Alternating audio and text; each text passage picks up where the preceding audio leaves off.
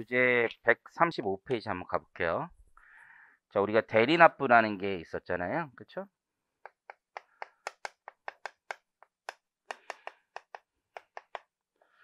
과세되는 용역 등을 공급받고, 그쵸? 그리고 과세사업에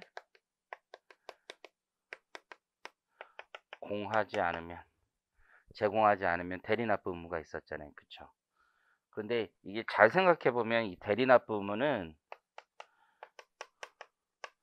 사업자 여부에 관계가 없는 거예요. 대리납부 의무자는. 그러면 여러분들도 대리납부 의무가 있다라는 거예요. 이상하죠? 그걸 어떻게 받아들여요? 아무것도 모르는 사람들, 일반인들도 용역 등을 공급받으면 대리납부 의무를 가지고 있다는 거예요. 좀 심각하다 이거지. 전 국민을 다 탈세범 이렇게 만들 수는 없잖아요. 그래서 초기 나온 버전이 뭐냐면 이런 버전이 있었던 거예요. 그게 거기에 있는 국외사업자 용역 등 공급에 대한 특례라고 보시면 돼요. 그래서 국외사업자 용역 등 공급 특례 이렇게 보시면 되고, 이제 요걸 보면 이렇게 되어 있는 거예요. 우리나라에 어떤 등록되어 있는 사업자가 있어요. 사업자.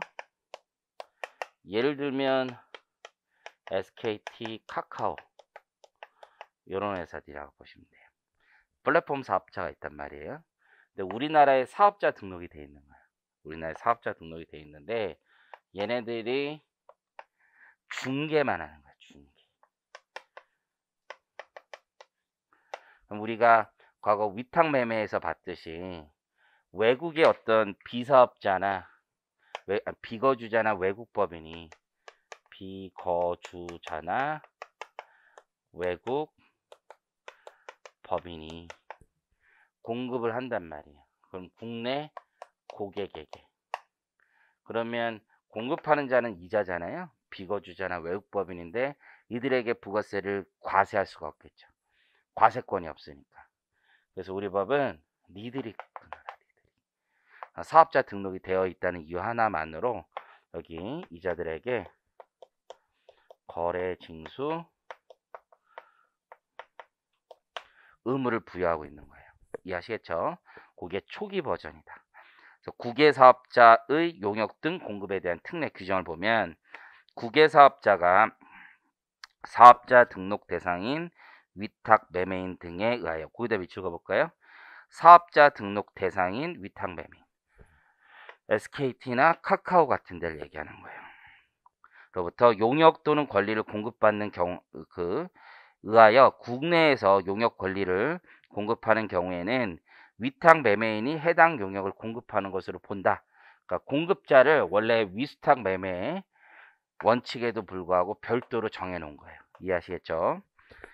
대리납부 의무 면제 규정 있죠? 위탁 매매인 등을 통하여 국외사업자로부터 용역 또는 권리를 공급받는 경우에는 대리납부 의무가 없어요. 이자에겐 대리납부 의무가 없다라는 얘기.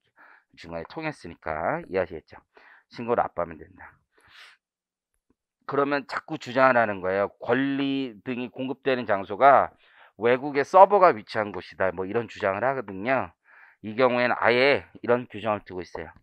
권리를 공급받는 경우에 권리 공급받는 자의 사업장 또는 주소지를 권리가 공급되는 장소로 한다. 특히 권리가 문제가 되는 거예요. 권리가 이 사람이 있는 장소로 한다. 여러분들 이게 게임 같은 경우 다운로드 받는 게 이게 권리다 뭐 이런 주장들이 되게 많거든요. 그때 어떻게 해야 되느냐 문제가 됐었던 거고, 위탁 매매인 등은 이런 중개하는 사람들이다 라는 거고요. 이제 세 번째가 다음 페이지에 있는 거, 전자적 용역 공급 특례.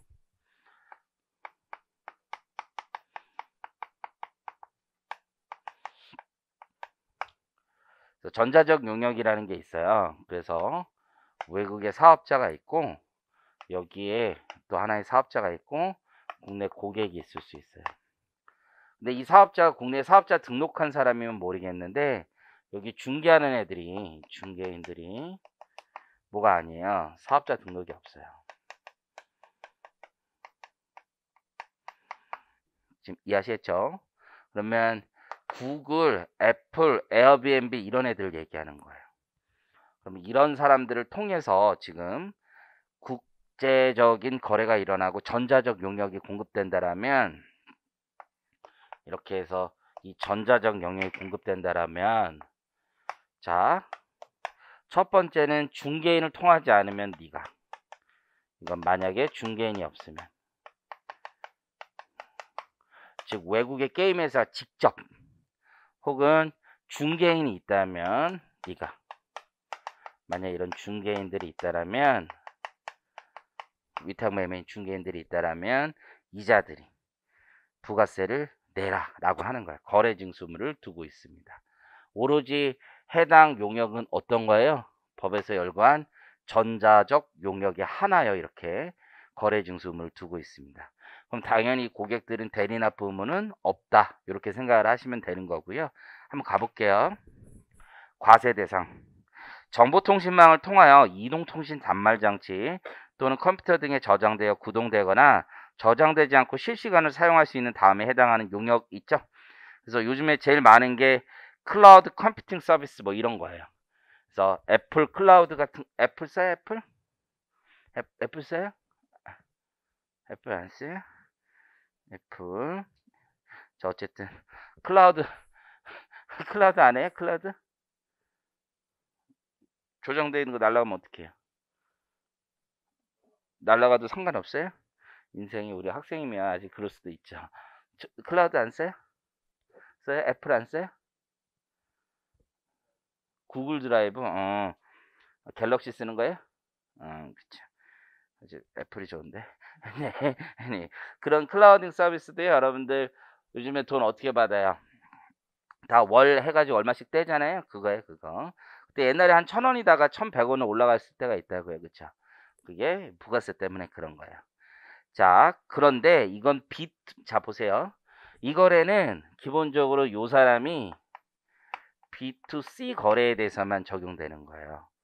고객이 B2B다. B2C, B2B가 뭔지는 아시죠? 커스터머하고 비즈니스잖아요. 그래서 얘가 기업인 경우엔 적용하지 않아요. 기업인 경우에는, 이해하시겠죠? 대리납부 같은 거 스스로 할 능력이 됐다라고 보는 거니까. 그래서 사업자 등록한 자의 과세사업 또는 면세사업에 대하여 용역을 공급하는 경우는 제외한다. 그래서 누구한테? 이 사람이 고객이 사업자 등록되어 있는 사람이다 라고 하면 이 특례 규정을 적용하지 않습니다. 이해하시겠죠? 그래서 여러분 뉴스 이런 거 있었어요. 보세요. 에어비앤비 있죠. 에어비앤비. 에어비앤비가요, 부가세를 떼고, 여기 우리 이제 우리나라에서 에어비앤비 논 사람들이 있을 거 아니야. 논 사람들. 근데 에어비앤비에게 우리나라 고객들은 에어비앤비에게 서비스를 받는 거야. 에어비앤비가 다시 그 사람에게 위탁한 거거든요. 본질은. 그래서 에어비앤비가, 우리가 돈 결제 에어비앤비에다 했잖아. 그러고 나서 우리 그 집을 임대 놓은 사람들, 집주인들한테 돈을 줄 거 아니에요. 근데 집주인이 사업자 등록해놨으면 부가세 안 떼고 주는 거야, 얘네들이. 근데 사업자 등록을 안 해놨어. 이해하시겠죠? 그럼 부가세 떼고 준다고, 이게. 그래서 언론 같은 거 검색해봐도 그런 식으로 돼 있다고요. 이해하시겠죠? 자, 그 다음에 간편사업자 등록은 뭐냐면 이런 거예요. 이 사람도 간편사업자 등록을 하라는 거야. 왜냐하면 사업자 등록은 할 수가 없어. 국내 과세권이 없기 때문에, 사업장이 없기 때문에 사업자 등록을 못 하는데 부가세를 내야 되니까 이걸 유럽에서 원스톱 서비스라고 하는데요. 그래서 간편 사업자 등록이라는 걸 하라는 거예요. 유럽에서는 원스톱 혹은 미니스톱 뭐 이렇게 얘기를 하는 거거든요. 그래서 그렇게 보시면 되는 거고, 과세 필주는 우리가 달러로 결제할 때가 있잖아요. 그렇죠? 달러로 결제를 한다면 외국토나 그 밖에 외국환으로 받은 경우에는, 자, 환율을 언제 걸 적용하는 거야? 과세기간 종료일에 기준환율을 적용해서 부가세를 내라는 거야. 이해하시겠죠? 이게 재밌는 게 뭐냐면, 우리가 클라우딩 서비스 같은 거 하면은 예전에 이렇게 했었어. 1달러 주다가 1.1달러로 바뀐 적이 있어. 그러다가 요즘에 아예 원화 결제로 바꿔버렸어. 그런 거 아실지 모르겠는데, 옛날에는 우리가 돈 줄 때 1달러 줬다? 근데 지금 1.1달러 주던 시대로 바뀌었어. 그러다가 다시 어떻게 돼? 정확히 하면 0.99달러 주다가 1.09달러로 바뀌었을 거야. 그런 다음에 다시 1,100원 이렇게 바뀌었어. 왜 그러냐면 과세기간 종료일의 환율로 하니까 애플이나 이런 애들이 환차손에 대해서까지 부가세를 부담하는 문제점이 생긴 거지. 그래서 그런 걸 해치하고 싶은 거야. 나는 그런 리스크 부담하기 싫다. 그래서 이쪽에서 모두 다 원화 결제로 바꿔버린 거야. 지금 이해하시겠어요? 그래서 왜 그렇게 됐냐면 거기 보시는 것처럼 과세 기간 종료일의 환율이에요. 기본적으로.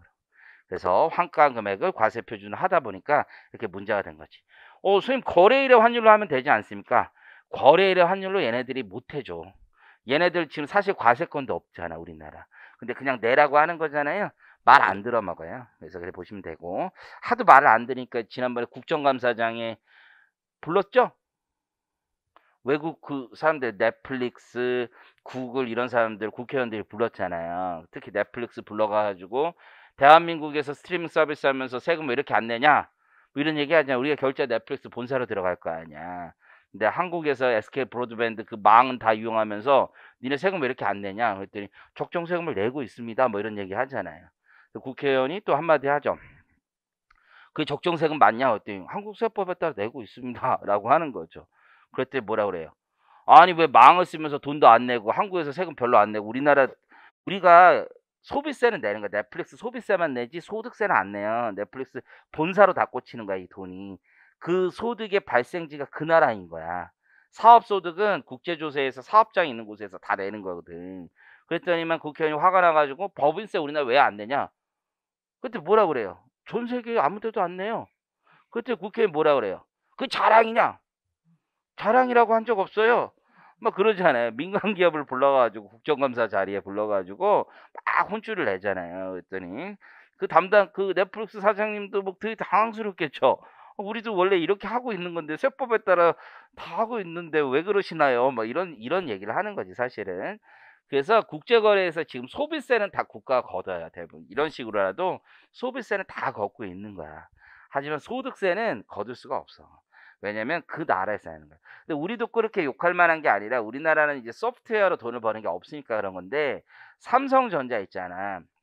삼성전자의 갤럭시 뭐 이런 게 전 세계 다 팔리고 있잖아요.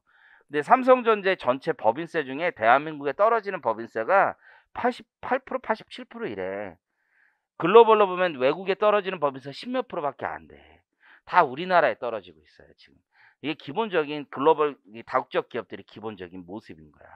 이해하시겠죠? 뭐 삼성전자가 어땠는지 몰라도. 근데 미국은 한 걸음 더 나가 있잖아. 사실 구글 같은 경우에는 아일랜드에다 이제 저작권 요를 다 준단 말이야. 미국에서 돈을 벌지만 다시 아일랜드로 다 내보내. 뭐 아일랜드에서 미국에서는 경비 처리가 되니까 어떻게 돼 있어? 소득이 거의 없어. 아일랜드에 다 떨어지는 거야. 모든 저작권료가. 그러면 아일랜드는 법인세가 없는 나라란 말이에요. 우주에 돈이 다 들어가는 거지. 그래서 미국의 트럼프가 미국의 법인세를 35%에서 20%로 낮춰요. 그러면서 오라는 거지. 미국으로 오면 세금 싸다. 이런 얘기하면서 계속 오라고 그러는데 안 오죠. 왜요? 거긴 0%예요. 0%가 있는데 무슨 20% 싸다고 해서 옵니까? 사실. 어쨌든 간에 그래서 기존 미국의 대기업들에게만 좋다 뭐 이런 얘기들이 되게 많거든. 그러니까 미국도 세수가 부족할 거 아니야. 그래서 한 게 뭐냐면 관세 전쟁이에요. 관세 전쟁. 대중 무역하니까 관세를 폭탄을 매니까 그 소비세를 쭉 땡겨온단 말이에요. 실제로. 이게 지금 글로벌 트렌드고 일반적으로 어쨌든 그렇습니다.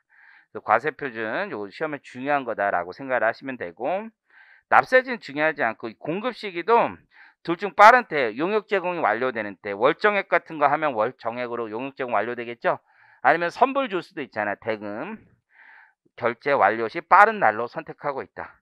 자, 요 말이 제일 중요한데 그 표를 한번 볼게요. 그럼 결국 전자적 용역이 이제 공급될 때 어떻게 과세되느냐라는 문제인데 일단 공급자가 국내 사업자라고 한번 해볼게요. 게임 회사라고 해볼게요. 게임 회사. 그러면 게임 회사가 우리나라에서는 대부분 직접 공급을 하겠지. 아니면 SKT나 카카오 통해서도 공급할 수도 있잖아. 하지만 SKT나 카카오를 통해서 공급하는 경우에 SKT나 카카오 보고 요 사업자 등록한 자 보고 부가세 거래 징수하라는 건 원래 공급하는 자가 비거주자나 외국법인일 때를 얘기하는 거예요. 국내 사업자가 공급할 때는 원래대로 가야 되겠지. 위탁 매매 따라. 위탁자가 공급하는 게 되잖아요. 그래서 오픈마켓을 통해서 공급을 하던 국내 오픈마켓이든 국외 오픈마켓이든 상관하지 않아. 다 우리나라에서 부가세 과세권이 있다가 보는 거예요. 다만 소비지가 국외라면 게임을 국외에서 한다라면 그건 국외 제공 용역이 될 거 아니에요. 그래서 걔는 영세율을 적용하는 거고 이해하시겠죠? 그리고 거기 보시는 것처럼 국내 공급에 대해서는 무조건 납세금을 지는 겁니다. 그런데 표에서 보시는 것처럼 공급자가 국외 사업자다, 국내 사업장이 없는 사업자다. 만약에 직접 공급하는 경우가 있다고 해봐요. 드문 경우인데 난 게임을 안 해서 사실 잘 모르겠어. 게임을 하는데 이럴 수도 있잖아요. 내가 게임을 안 하니까 어떻게 하는지 모르는데 예를 들어서 핀란드가 이제 게임에 되게 유명한 나라인데 핀란드에 그 게임 이름이 생각이 안 나네. 막 좀 작고 통통한 애들 나와가지고 나 같은 애들 나와가지고 뭐 이렇게 막 도끼 들고 하는 거 있지. 그 뭐지? 어? 아 맞아. 크래시 오브 그게 슈퍼셀인가 뭐 미국 핀란드의 유명한 회사거든. 거기 이제 홈페이지에 내가 직접 가입해서 거기서 직접 결제한다고 할 수 있잖아. 만약에 그게 되는지 안 되는지 모르겠지만 그런 시스템이 있다라면 그 슈퍼셀이라는 회사가 직접 우리나라에서 간편 사업자 등록하고 부가세 내라는 얘기야. 이해하시겠어요? 말도 안 되는 규정이지. 걔네들이 하겠어? 말 안 들어요. 그 말 듣겠어. 구글, 애플 정도는 글로벌이 다 같이 움직이니까 다 그 나라에서 하지만 그런 개별 업체들은 안 해. 하지만 법은 그렇게 돼 있어. 법은 어떻게 알아? 니네가 내라, 니네가. 이해하시겠죠? 이거는 되게 극단적인 경우지. 게임을 내가 안 해봐서 내 정확한 예인지는 모르겠어. 근데 법은 이런 거야. 내가 어느 나라의 게임을 하고 있어요. 전자적 영역 제공을 받는데 걔가 오픈마켓을 통해서 공급하는 게 아니라 직접 공급을 해. 결제만 내가 거의 전 세계 지금 결제가 다 되잖아. 비자, 마스터 다 있잖아. 거기서 결제하면 그 나라로 돈이 바로 들어가. 그래도 그 나라 애들은 우리나라에서 지금 소비가 되고 있으니까 간편사업자 등록해서 부가세 내라는 얘기야. 지금 법이 그렇게 돼 있어. 이해하시겠어요? 말 안 듣겠지? 너 같아도 듣겠냐? 결제 그냥 되는데. 이해하시겠죠? 막아놓는 방법은 하나야. 이렇게 걸리면은 그냥 결제가 안 되게 해버리면 걔네들이 부가세 내려놓고 가겠지. 뭐 그런 방법이 있겠지만 쉽지는 않을 것 같고. 그 다음 제3자인 중개인을 통해서 공급을 해. 국외사업자가 전자적 용역을. 근데 첫 번째는 국내 사업자가 중개인이라면 국내 사업자가 요 조항 2번 조항에 걸리겠죠. 그래서 직접 내면 될 거고. 만약에 구글이나 애플을 통해서 플레이스토어나 앱스토어를 통해서 판매한다 라고 하면 거기서 걷어오면 되겠죠. 그들이 간편사업자 등록하면 되는 거지. 그래서 국내 오픈마켓 사업자면 국내 위탁 매매인 또는 대리인이 공급하는 것으로 보고 국외 오픈마켓 사업자면 국외 중개인이 직접 공급한 것으로 본다. 이해하시겠죠? 그래서 국외 사업자는 모두 간편사업자 등록해야 된다라는 얘기입니다. 자, 오른쪽 5번을 가보면 이거는 세무사 시험 보시는 분들은 2차 시험에 나오는 거고 회계사 시험 보는 분들은 1차 시험에 나올 수 있어요. 조특법 얘기인데 여기 보세요. 이게 체납하는 애들이 되게 많은 거야. 특히 유흥주점하는 애들이 부가세 들어와도 그냥 먹튀하는 거야. 먹튀. 내지도 않고. 이해하시겠죠? 그러면서 원래는 부가세는 기다렸다 내는 거잖아. 무슨 얘기냐면 공급하는 자가 일단 부가세를 거래 징수한 다음에 과세 기간별로 내는 거잖아요. 근데 얘네들은 어떻게 하는 거야? 막장이란 말이야. 과세 유흥장소 하시는 분들이 안 내. 그냥 사업자 폐업하고 그냥 체납 상태로 돌려버리고 이래. 그러니까 이게 너무 많이 징수가 안 되고 있어. 그래서 우리 법이 이런 제도를 가져왔어. 신용카드 회사가 부가세 떼고 돈 주라고. 지금 이해하셨어요? 요 제도를 지금 예를 들어서 응용할 수도 있지. 해외 사업자가 우리나라에서 게임 공급하는 경우 신용카드 우리나라 카드로 결제할 거 아니야. 그러면 그 단말기 번호를 다 하나하나 추적해서 떼고 할 수도 있겠지. 쉽지는 않겠지만. 어쨌든 여기 오른쪽에 나와 있는 게 그런 내용이야. 부가세 대리납부 이해하시겠죠? 한번 보면 부가세 체납률이 높은 유흥주점의 체납 방지를 위하여 신용카드 회사가 특례 사업자에게 신용카드 대금 지급할 때 부가세 일부를 떼어놓고 먼저 주라는 얘기입니다. 그래서 신용카드 업자가 의무자이고 특례 사업자는 일반 유흥주점 뭐 요런 데 나이트클럽 뭐 요런 데인가 봐요. 세액 절차는 110분의 4를 떼고 주라는 얘기입니다. 보통 부가율이 그 정도 나오나 봐. 그 정도 참고하시면 되고요.